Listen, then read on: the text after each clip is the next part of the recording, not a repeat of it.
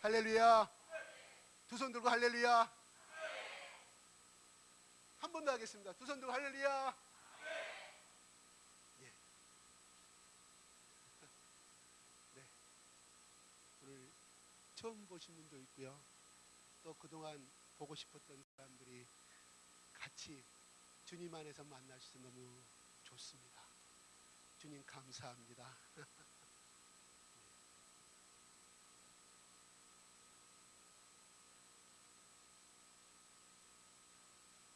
이 세상에 많은 인생들이 살다가 자기 할 일을 하다가 또한 아버지로서 엄마로서 또한 각기 자기 직업의 본업을 다하다가 생명이 다하는 날 노쇠하여서 죽음을 향하여 가게 되고 또 죽음을 목격하는 사람도 많고 지금까지 인류가 탄생되죠. 지금까지 수많은 수천 년을 반복하면서 이렇게 살아가고 있습니다. 저 또한 저희 아버지가 돌아가시는 것을 보았고 그 아버지의 시신을 만졌을 때 차디찬 그 여름에 8월달 뜨거운 여름철이었는데도 몸이 차디찬 그 모습으로 변한 것을 저는 보았습니다. 그렇습니다. 언젠가는 사람은 태어나서 반드시 죽게 되어 있습니다. 이거는 변할 수 없는 사실이요 진리요 또한 우리 속에 의식적이든 무의식적이든 간에 우리 속에 당연히 언젠가는 죽으면 나이가 되면 때가 되면 죽어야 하는 것을 우리는 알고 살아가고 있다는 사실입니다. 흔히들 말로 태어나는 것은 순서가 있지만 죽는 것은 순서가 없다고 합니다. 그 유명한 국가대표 선수도 또한 그 유명한 스포츠의 금메달 딴 선수도 어느 날 자다가 갑자기 죽어버린 사건을 그 다음날 아침에 일찍에 속보로 우리는 자주 접하게 됩니다. 그렇습니다. 우리의 생명은 언제 이 땅에서 살다가 갈지를 모른다는 것이 우리의 운명이요 우리의 사주팔자입니다. 사주팔자는 좀 이상합니다. 네, 하나님이 부르신 날 우리는 가야 한다는 것입니다.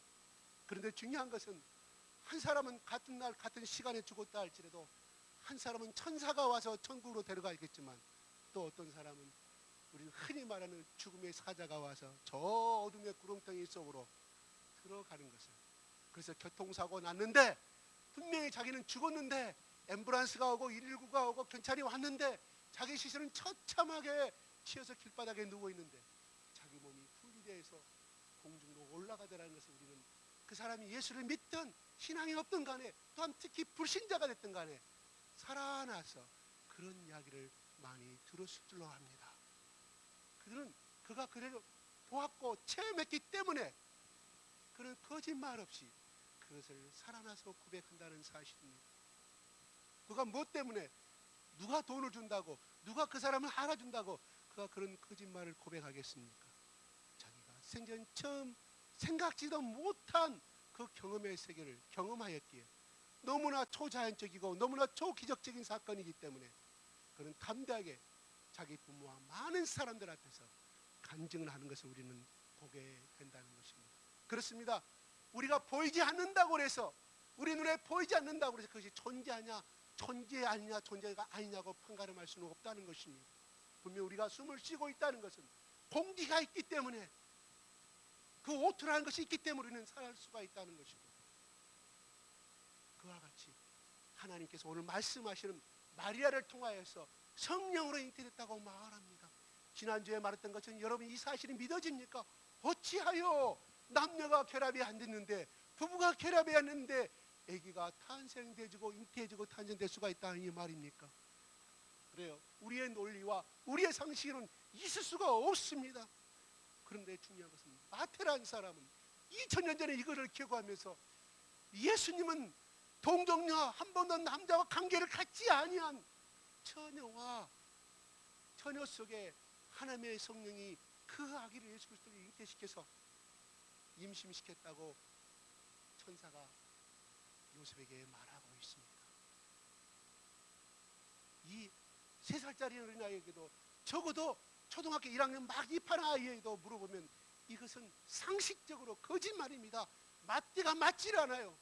그런데 하나님의 종인 예수 종이 마리아라는 사람이 그 어리석게도 정말 그 거짓말 같은 사실을 기록하고 있다 하는 것입니다. 그가 무슨 일이 있어서 이렇게 거짓말 같은 진리를 기록하고 있을까요? 그가 알고 있는 하나님은 능히 그러고도 남는 사람이요, 또한 그가 이것을 기록하기에 모든 역사적인 사실을, 또한 직접 마리아를 만났고 요셉을 만나서 그것이 확실한 사실임을 알았기에 이것을 기록하고 있다는 것입니다. 이 당시에 마태가 이것을 기록할 때는 그는 능히 하나님이 이외에 다른 신을 믿게 하는 그 예수를 믿게 하는 죄를 신성모독죄를 범하기 때문에 마태와 그 모든 가족들은 당연히 대제사장 앞에서 돌팔매이 들과 사형을 당해야 하는 무서운 죄였다 이 말입니다. 어찌하여 그가 무엇을 얻고자 자기 목숨을 걸고 이 거짓말 같은 사실을 기록하고 있을 거라 이 말이에요. 이것을 기록할 때는 정말로 엄청난 탄압이 시작됐을 거예요. 핍박이 시작됐을 거고, 예수를 믿는 사람은 무조건 저 죽임을 당해야 되는 사실이었다 이 말입니다. 오늘날도 이슬람 국가에는 자기 딸이, 자기 여동생이 결혼하게 된 다른 남자하고 동침을 했다고 하면 무조건 돌로 쳐 죽이는 것이 오늘날 매스컴을 통해서 보이지 않습니까? 왜? 이슬람 코란에는 그렇게 기록이 되어 있기에 그렇게 행하는 것이에요. 나라의 국법이 있는데도 그냥 죽이는 거예요. 집안의 명예를 위해서. 마찬가지로 이때 마태가 저술하기 전에, 물론 예수님이 잉태된 것은 한참 후에 나고 예수님이 승천하신 후에 마태가 기록되어 있지만, 마리아가 이것을 잉태됐다는 것일 때 얼마나 무섭겠습니까? 그럼 생각해 보세요. 그 당시에 14세에서 16세가 되면 결혼을 하였습니다. 결혼하게 되면 미리서 약혼한 다음에 1년 후에 결혼하는 것이 그 당시의 풍습이었고, 그러면 요셉도 그 나이 또래라 있단 말이에요. 여기 앉아있는 중학교 3학년 고1 나이였다 이 말입니다. 마리아와 요셉의 나이가. 그런데 천지 같은 그 벼락끝 한 번도 생각해 보지 않은 자기 약혼자인 남자 요셉을 생각하고, 요셉은 앞으로 1년 후에 자기 사랑하는 마리아하고 결혼할 꿈만, 정말 아름다운 꿈만 꾸고 있을 나이에 청천벽력 같은 한 번도 들어보지 못한 천사의 소리를 듣고 너희 속에 잉태된 아이가 곧 예수 그리스도요, 그는 구원의 메시아고 임마누엘 하나님의 말씀을 들었을 때 이 누가복음에 나오는 마리아와 또한 오늘 본문에 나오는 요셉은 얼마나 두렵고 떨렸겠습니까? 마리아를 데리고를 무서워했다고 그랬습니다. 무슨 말입니까? 두려워했다는 말이 아니라 무서워했다. 마리아를 데리고 오면 그 동네에서 임신이 되고 그렇게 들어오는데 그 동네에 많은 사람들이 얼마나 놀랄 뿐만 아니라 저 부정한 여자를 죽이라고 동네에 많은 사람들이 일어나서 행할 거 아니겠냐 이 말이에요. 그 당시 풍습이 그랬습니다. 그 당시에 법이 모세오경은 그렇게 되어 있어요. 요셉이 아무리 나이가 17살, 16살밖에 안 된 중학교 고1 나이였지만 그는 율법을 통해서 알고 있었다 이 말입니다. 저 여자를, 사랑하는 내 여자를 내 하늘에 삼고 너무너무 했는데 데리고 오자니 동네 사람들이 다 일어나서 죽일 것이며, 어떻게 해야 이 꿈에서 들은 이 사자의, 천사의 이 전함을, 나의 부모를 설득할 수 있으며 동네 사람들을 설득할 수 있는가 생각만 해도 너무 아찔한 것입니다. 그리하여 그는 17에 16세 나이에 해결할 수 없기 때문에 가만히 끊고 있다는 것입니다. 다시 말해서 없었던 걸로 끝내자 했던 것이었습니다. 그 마음을 아시는 하나님이 천사를 보내서 말씀하는 거예요. 무서워하지 말라 요셉아, 그는 하나님의 아들이고 너의 약혼자에게 주신 것은 하나님의 성령께서 하나님의 능력으로 천지를 창조하신 그 능력으로 잉태된 것이었습니다. 절대 너희 아내는, 너희 아내 대상 결코 부정한 여인이 아니고 깨끗한 여인이고 하나님 앞에 쓰임을 받는 거룩한 여인이라고 천사가 말해주고 있습니다. 요셉은 얼마나 안심이 되었겠습니까? 그 말씀을 듣고 마리아를 데리고 온다는 내용입니다. 여러분, 오늘 같으면 17살, 16살 되면 다 미리서 결혼시켜요. 아무 문제가 안 됩니다. 그 당시는 있을 수 없다는 거예요. 집안의 폐가 망신입니다. 고개를 들 수가 없습니다. 2000년이 흐른 오늘 인도 땅에도, 저 우즈베키스탄에도, 저 이슬람 땅에도 지금도 이런 것이 살인죄로, 정당한 살인죄로 인정되는 것인데 하물며 2000년 당시 때 2000년 전에는 어떻겠냐 이 말입니다. 이들의 꿈은 산산이 부서져 버렸고 정말 아름다운 삶을 살겠다는, 난 내 아내만을, 내 남편만을 위해서 살겠다는 이 아름다운 꿈은 무수히 깨져버린 그런 마음이었다는 것입니다. 여러분, 이것을 결정하기까지 얼마나 요셉은 고민했을 것입니까? 적어도 임신 몇 개월째, 잉태된 몇 개월째 요셉은 이 소식을 알게 된지는 모릅니다. 적어도 학자들은 그렇게 말합니다. 누가복음의 1장에 나온 것처럼 임신이 되고 이런 소식을 들었을 때 이 마리아가 누구를 찾아갑니까? 자기 친척인 엘리자벳을 찾아갑니다. 거기서 3개월째 있다고 그랬습니다. 3개월째 머문 다음에 아마 학자들은 3개월 후에 요셉이 그 소식을 들었을 것이다 이 말입니다. 마리아는 적어도 천사의 목소리를 듣고 사가랴를 찾아가고 엘리자벳을 찾아갔지만은 3개월 동안 판단을 못했다는 것입니다. 그것을 자기 남편에게, 시댁이 될 사람들에게 말할 수 있는 용기가 없었다는 것입니다. 마리아는 자기 부모를 찾아가지 아니했습니다. 이것을 사실을 말하지 아니하고 그는 자기 친척이 되는 엘리자벳을 찾아가게 됩니다. 그만큼 무서웠다는 것입니다. 자기 부모에게 있을 수가 없다는 것이고, 방금 전에 말했던 것처럼 설득시킬 수 있는 자신도 없었고, 얼마나 16세, 16세라 가정합시다. 이 16세의 손에는 엄청난 정말 무서운 선언이었고 예언이었겠습니까? 요셉이 또한 이 소식을 듣고 어떻게 했겠습니까? 여러분들이 정말 마리아하고 여러분이 정말 요셉이었을 때 그 이야기를 들었을 때 어떻겠냐 이 말이에요. 그래, 하나님께서 말씀하셨을 때도 그는, 마리아는 나중에서 순종했지 사실은 3개월 동안 엄청나게 번민했다는 것입니다. 또 남편의 집에 와서도 그 후에 6개월 동안 또한 얘기를 났을 때 얼마나 많은 고민을 했다는 것입니다. 성경에 나오지 아니하지만 은유적으로 표현한 이 모든 걸 통해 무수하고 떠올며 이런 일이 어떻게 나에게 이런 일이 있을 수 있겠나에다가 누가복음에 나오는 마리아의 고백처럼 그렇다는 것입니다. 우리는 오늘 이 시간에 찬송을 부르고 또한 성탄송을 즐겁게 불렀습니다. 그렇지만 아기 예수를 이 땅에 잉태되하고 임신하여서 그걸 탄생되어지고 길을 할 마리아와 요셉에게는 정말 십자가의 부담이 있었던 것을 우리는 알아야 필요합니다. 그렇습니다. 예수님은 태어났습니다. 말구유에 태어났습니다. 그래요, 양들이 거하는 그러한 그 저장에, 그 마국간에 태어났다는 것입니다. 정말 종교를 창시하는 사람들은 왕의 아들이고 정말 가문이 훌륭한 집안들입니다. 그리고 훌륭한 저택에서 태어났고 정말로 금수저로 태어난 것을 우리는 자세히 그들의 일생을 통해서 바라보게 됩니다. 그러나 예수님은 흙수저로 태어남을 우리는 잘 알아요. 예수님의 역사는 첫 시작이 마국간의, 냄새나는 마국간의 역사예요. 마지막에 죽음은, 마지막에 인생은 십자가의 처참한 죽음이었음을 다른 사람들과 다른 점이 바로 예수 그리스도의 이 위한 점이라는 것입니다. 참으로 예수님은 첫 인생이 기구한 인생입니다. 첫 태어남도 기구한 그 마국간에 그 양들만 똥내 나는 냄새, 건초떡이 냄새, 기타 캐키한 냄새들이 그 아기 예수의 코에 코를 찔렀을 것입니다. 또한 그 얘기를 태어난 그 마리아의 이 산모의 언약한 몸에도 16세의 몸이 얘기를 났을 때 어떻게 했습니까? 그 처참한 환경 속에서 마리아는 아마 이렇게 생각했을 것입니다. 한편으로는 하나님의 아들을 내가 잉태되고 태생케 만들었는데 이것이 사실일 것인가?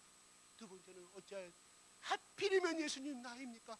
하필이면 하나님 나입니까? 수많은 여성들이 있고 나보다 더 믿음이 좋고 나보다 더 훌륭한 가문의 금수저 여인들이 있는데 어찌하여 나 같은 여인에게 나를 선택하여서 이렇게 고민과 고통을 주십니까? 하는 마음이 이해 없었겠습니까? 참으로 우리가 인간적으로 보면 정말 기구한 여인입니다. 그렇지만 그는 요셉과 마리아, 그들은 말씀에 순종하였고 그 말씀대로 행하심으로 말미암아 마리아는 계속하여 예수님이 죽으시는 그 십자가 앞에서까지 마리아라는 인물은 등장합니다. 그러나 요셉은 호적하러 갈 때나 그 이후로는 요셉은 등장하지 아니합니다. 작게 마태복음 1장과 2장에 누가복음 1장과 2장에 보면 그 희로는 아버지 요셉, 남편 요셉은 등장하지 아니합니다. 그는 남편으로서 아버지로서 예수를 키우는 훌륭한 일을 하였음을 우리는 상상하여 봅니다. 그는 자기 자신의 대할 것도 나타나지 아니하고 자기 자랑하는 것도 나타나지 아니합니다.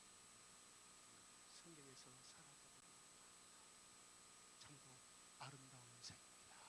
참으로 훌륭한 인생입니다. 우리는 그가 그 뒤로 예수만 낳고 끝난 것이 아니라 직접적으로 요셉과 마리아는 동침하여서 많은 예수의 동생을 낳았음을 성경은 기록하고 있습니다. 그러나 요셉은 한 번도 예수를 키우는 데 있어서 그가 어떻게 키웠고 어떻게 양육하였는지를 나타나지 않습니다. 분명히 그는 하나님의 아들 예수 그리스도를 알았기 때문에 다른 자식들보다는 더 열심히, 더 기도하고 더 섬기고 그 아들을 하나님의 아들로서 우리한테 양육시켜 맡겼기 때문에 이따가 했기 때문에 훌륭한 인생으로서 아버지로서 인생을 살아질 줄로 압니다. 요셉이 자랑하는 장면은 하나도 나오지 아니합니다. 요셉이 어떻게 하였다는 장면은 하나도 나오지 아니합니다. 다만 그는 순종하였다는 것입니다. 내 아내 마리아에게 잉태된 저 예수는, 저 아기는 하나님께서 보내주신 그 메시아, 창세전부터 메시아 그분이었구나. 창세기 3장 15절에 나오는 여자의 후손이 너의 후손과 원수가 되게 하고 여자 후손이 너의 발꿈치를 상하게 할 것이니 너 머리를 상하게 할 것이니 그 3장 15절의 말씀은 요셉을 받아들였다는 사실입니다. 왜요? 이스라엘 모든 백성들은 태어나면서 죽을 때까지 모세 오경을 창출 내민 신 공부해야 되고 알았기 때문에 그를 받아들였던 것입니다. 참으로 위대한 인생입니다. 아름다운 인생입니다. 그 다음에 오늘은 참 세례식 때문에 여러 가지 성사가 있기 때문에 제가 말씀을 짧게 마치고자 합니다. 저는 빈방이 있습니까? 라는 연극이 있습니다. 이거는 실제적인 사건을 시나리오 작가가 만든 빈방이 있습니다. 원래 저 미국의 뉴욕에서 연극되어지는 것이 지금도 연극되어지고 있고 한국에서 해마다 성탄절만 되면 이 연극이 시행되는 걸로 알 수 있습니다. 그런 간단한 이야기입니다. 그 연극에 나오는 사람이 여러 주인공들이 나오는데 조연이 하나 등장합니다. 득구라는 인물입니다. 득구는 말 더듬이가 심한 사람이고 그 연극단에 입단했지만 시다바리 인생이었습니다. 일본어 보면 안 되겠죠? 그냥 제일 연극단으로 해서 그냥 청소하고 청소해주고 뭐 마이크나 옮겨주고 그런 사람이었어요. 근데 그들이 공연을 갑니다. 미국의 뉴욕으로 공연을 가가지고 준비하는데 그만 여관집 주인이 탄저균이라는 병에 걸려서 병원에 입원해버립니다. 근데 이 역할을 할 사람이 없는 거예요. 그래서 연극단 단장 감독이 말합니다. 야, 득구를 세우자. 연극단원들 다 반대합니다. 저는 말도 어눌하죠. 그냥 제일 학식도 떨어진 사람이었습니다. 다 연극단원들한테 무시당하는 인생이었습니다. 그러나 감독이 세웁니다. 그는 단두 마디만 됩니다. 누구세요? 빈방 없습니다. 이 내용들은 바로 마리아 요셉이 예루살렘을 호적을 나가가지고 베들레헴에 그 내용을 갖고 난 것입니다. 그런데 마리아 요셉이 방을 두들깁니다. 요셉 예감방을 두들길 때마다 다 빈방 없습니다. 득군의 예감방에 옵니다. 누구세요? 여기 혹시 빈방이 있습니까? 득구가 말합니다.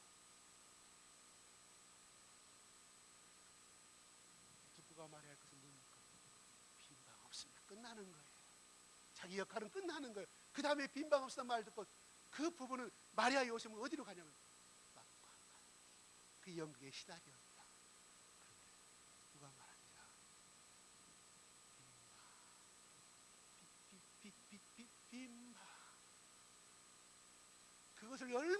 수많은 감독과 연극단원들이 수십 번 수백 번 했지만 역시나 그것은 그 자체가 태생이 그랬기 때문에 비인방 가까이 나오니까 마리아 요셉이 마구간을 향해서 달려갑니다. 그런데 두고가 달려가요.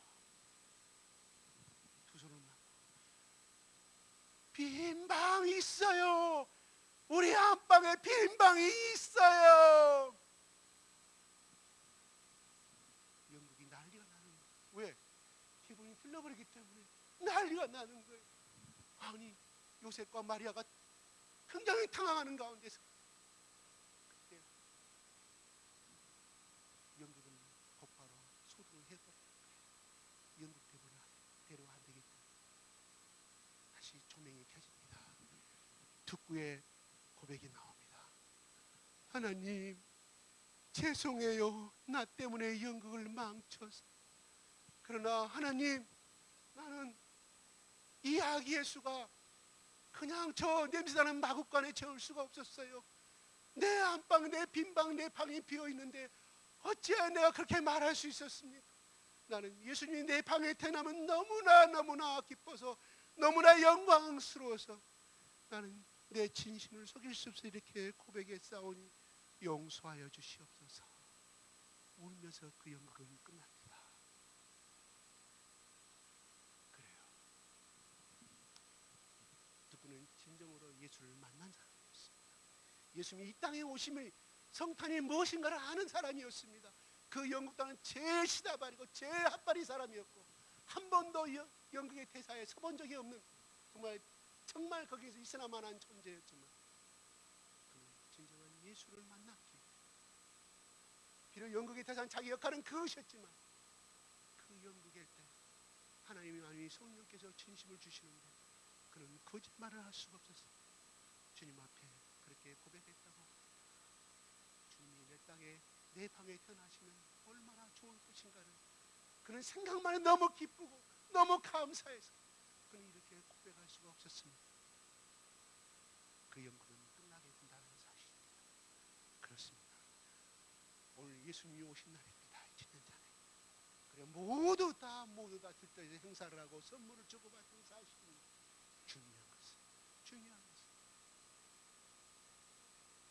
내 자식이 내 어머니가 나를 찾아올 때 선물을 준 것도 반갑지만 부모와 딸과 또한 시집과 딸이 자기 부모를 찾아와서 진정으로 만나고 사랑을 교제함이 정말 아름다운 만남인 것처럼 오늘 이 시간에 나를 찾기 위해서 잃어버린 나를 만나기 위해서 하나님이신 예수가 인간의 몸으로 성육신하여서 나를 찾아오신 그 예수님, 그것도 황금마차를 타고 오신 예수님이 아니라 가장 가난하고 가장 비천한 몸으로 죄인의 몸으로 손가락질 받는 몸으로 태어나신 예수님, 왜 그랬을까요?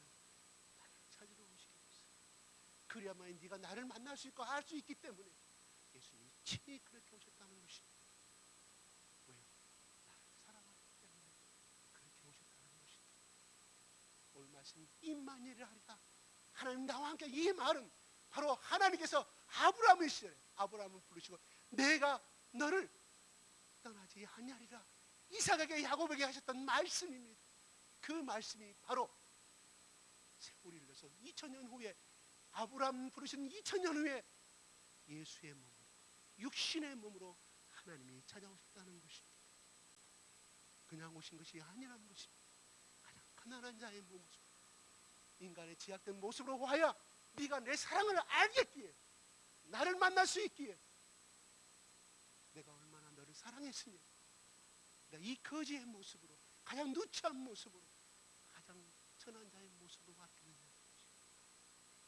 그 인생을 살다가 마지막에 저 골고다 언덕의 십자가에 우리들이 보는 앞에서 그 병든 자를 잃어버린 자를 찾기 위해서 처참하게 심장에 피를 흘리시고 처참하게 가시면류관 쓰시고 처참하게 엘릴리 나마 사막다니 어찌하여 주여 나를 보신가, 아버지 나를 버리시니까 왜 그렇게 말씀하셨을까요? 너무 고통이 심하서 너무나 힘들었기에 예수님이 그렇게 많이 소리를 질렀다는 것이니 우리도 흔히 말합니다. 예수님은 하나님의 아들이었기 때문에 고통도 모르고 먹을 것도 갈증도 모르고 배고픔도 모르는 그냥 그런 성육신하신 분이기 때문에 능히 하나님의 아들이기 때문에 그것을 능히 할 사람을 생각합니다. 아닙니다. 그렇게 했다면 우리는 하나님의 사랑을 알 수가 없습니다. 그렇게 했다면 우리는 예수님의 사랑을 알 수가 없다는 것입니다. 왜요? 똑같은 육체적인 몸을 입고 똑같이 체일하신 분이라고 말합니다. 미가서 5장 2절에 그는 상고적부터 태초부터 계셨던 자라고, 예수님이 태어나기 전 미가 선지자가 예언해서 쓴 말씀이 미가서 구약의 5장 2절에 나오고 있다는 것입니다.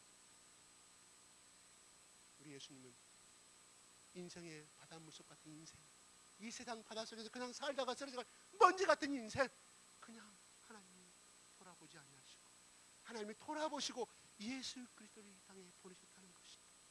그래요, 오늘 여러분들이 그 예수 그리스도의 보혈의 피로 너무 사랑했기 때문에 일반적으로 선택, 초이스하여서 오늘 여러분들이 이 자리에 와 계심을 믿으시기 바랍니다. 우리가 이 좋은 예수 그리스도, 이 땅에서 정말 행복하게 살기를 원하시고 고난받고 이 사탄의 종이 되어 죽을 수밖에 없는 이 인생들, 지옥으로 돌아갈 수밖에 없는 이 인생들을 하나님이 그냥 보시지 아니하시고 하나님이 친히 자기가 예수의 몸으로, 인간의 몸으로 이 세상에 오셨어요. 야, 요셉아, 마리아야, 내가 너를 이만큼 사랑하노라.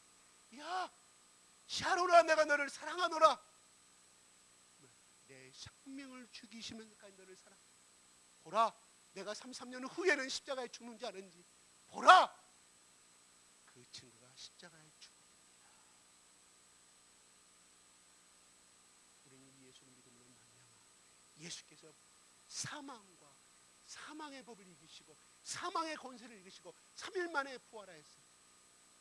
저 하늘나라로 올라가셔서 지금도 하나님 보좌 우편에 앉으셔서 우리에게 성령을 부어주시고 우리에게 끊임없이 우리 영혼이 잘 되기를 바라고, 우리가 정말 실질적으로 물질적으로 가진 것은 없다 할지라도 마음이 부요해지기를 바라고, 너의 삶이 현재 고난과 정말 이상의 하비를 모르고 정말 저 구렁텅이에서 헤매고 있다 할지라도 네가 질병 가운데 있느냐, 소망이 없느냐, 나를 믿어라. 나를 사랑하는 증거가 무엇입니까? 봐라, 2000년 전에 내가 너를 찾으러 왔지 않느냐. 내가 그리고 2000년 골고다 언덕의 십자가에서 처참하게 내가 죽어갔지 않느냐. 그래, 내가 너를 사랑하는 증거라고 말씀하고, 내가 예전에 간증했던 대목을 한마디 말을 인용하고 끝내겠습니다. 2.25 때 이야기입니다. 저 압록강에 진급했던 유엔군과 미군들이 후퇴 나올 때 저 강원도 어느 산골에 미 군종의 감리교 군종의 목사와 부부가 부지런히 차를 몰고 후진을 하고 있는데 그 추운 겨울이 12월 달이었는데 저 어디 저기서 부인이 이야기합니다. 여보, 무슨 소리가 들려? 잘 들어봐. 들어보니 무슨 아기 소리였어. 그래서 그 아기 소리 나는 그 사람들을 쫓아가니 그 겨울에 주위에는 꽁꽁 얼었는데 그 다리 밑에 아기의 생명체가 울고 있는데 보니까 산모는 아기를 꽁꽁 자기 빈몸이 되었더라는 것입니다. 아마 그 산모는 그냥 태기가 있어서 가다가 임신해서 이제 찬딸이 돼서 아기를 낳았는데 그 아기가 죽을까봐 자기 몸을 싹 다 벗어가지고 아기를 꽁꽁 배에 얹고 그 어머니는 죽었더라는 것입니다. 그래서 부인이 이야기합니다. 여보, 하나님께 주신 우리 선물이야. 그 아기를 갖고 그 미 군목이 미국으로 다시금 기대할 때 그 아기를 자기 입양하러 살기로 하고 20살 때 이야기합니다. 아버지, 나의 부모가 누구입니까? 가르쳐 주십시오. 그리하여 그 아기 20살 먹은 청년과 그 양부모가 강우리 땅으로 오는데 찾을 수가 없습니다. 왜요? 많은 도로가 나서 그 다리가 생각이 나질 않는 거예요. 그때쯤에 아마 여기부터 같다고 이야기를 할 때 그 청년이 옷을 싹 벗고 추운 겨울에 외칩니다. 어머니, 어찌하여 나를 살리셨습니까? 어찌하여 나를 살리셨나요, 어머니? 나를 그냥 두고 가시면 됐었을 것인데 어찌하여 어머니 나를 살리시고 죽으셨나요? 이렇게 엉엉 무릎 꿇고 울더라는 것입니다. 그게 가이드포스트에, 지금 가이드포스트가 나온가요? 가이드포스트에 옛날에 영문으로 나온 적이 있습니다. 영한문으로. 거기에 기록된 내용입니다. 어찌하여 나의 어머니 나를 그냥 두고 어머니만 내려가시지 나를 살리셨나고. 그게 바로 예수님의 사랑, 우리를 그렇게 살리셨다 이것입니다. 믿으시기 바랍니다. 믿습니까? 이 좋은 예수, 우리가 복주기를 원하시는 그 예수, 우리가 좀 더 좋은 길로 가기를 원하시는 예수, 네가 이것 때문에 고통받고 있느냐? 나에게 와라. 내가 너의 짐을 편히 쉬게 하겠다.